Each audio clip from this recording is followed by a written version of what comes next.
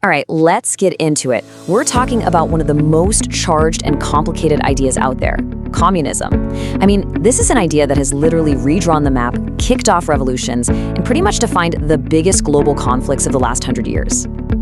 So, on one side of the argument, you hear these really powerful critiques, the kind that point to a history of authoritarianism, a serious lack of freedom, and the fact that people were often risking their lives to get out of these countries, not into them. But then, on the flip side, you hear arguments that are just as passionate, highlighting what supporters see as incredible successes. Like the claim that China, with backing from the World Bank, managed to lift hundreds of millions of people out of poverty. So what is going on here?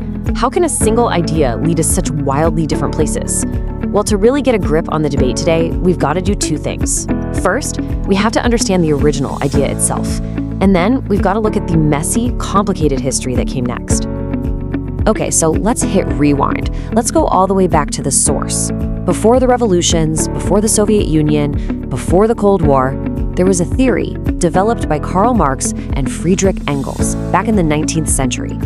So at its absolute core, in its original form, communism is about a society with no private ownership of the things that create wealth. Think factories, big farms, machinery, all of it owned in common. And the ultimate goal? A society with no class divisions, where the government itself would eventually just wither away. See, for Marx, all of human history was basically driven by class struggle.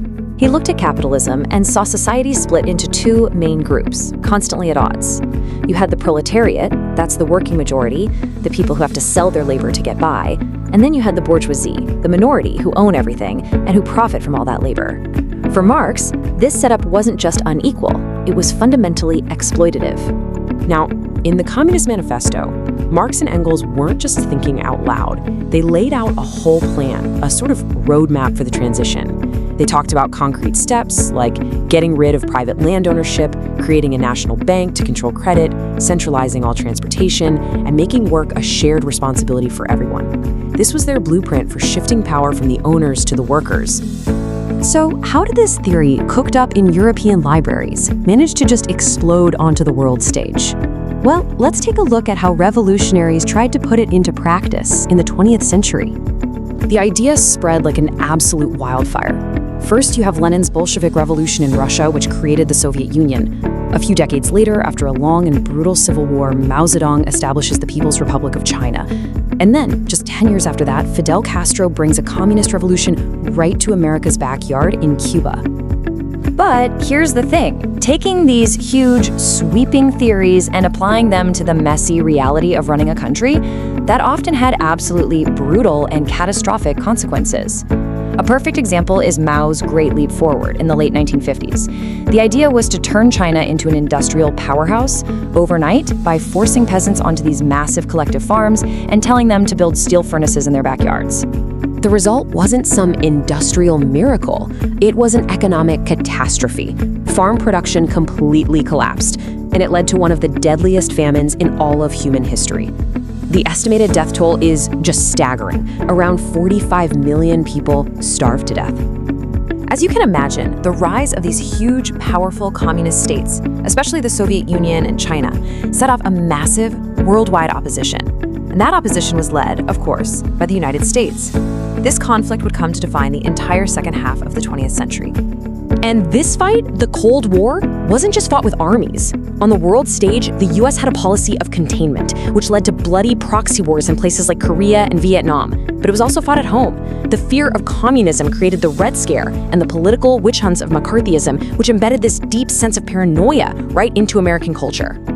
So all of this, the idealistic theory, the incredibly brutal experiments, the global tug of war, it all brings us right back to the core of the debate today, which is still very much unresolved. And that really gets to the central question, right?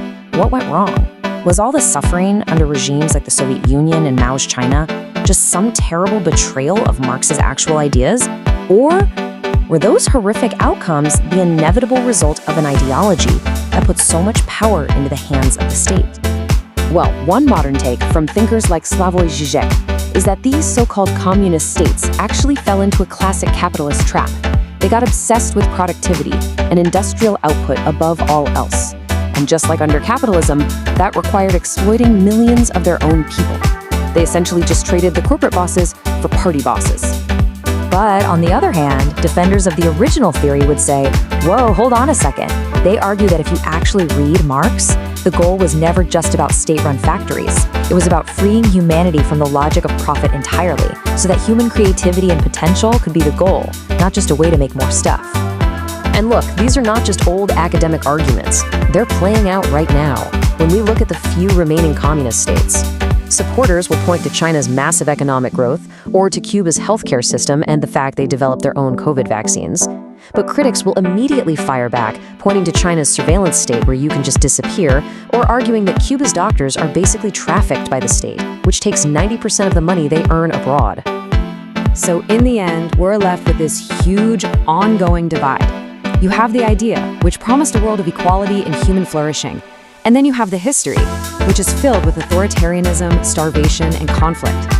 The fight over what it all means is still going on, and it really forces us to ask, what does this powerful and deeply controversial idea mean for us here in the 21st century?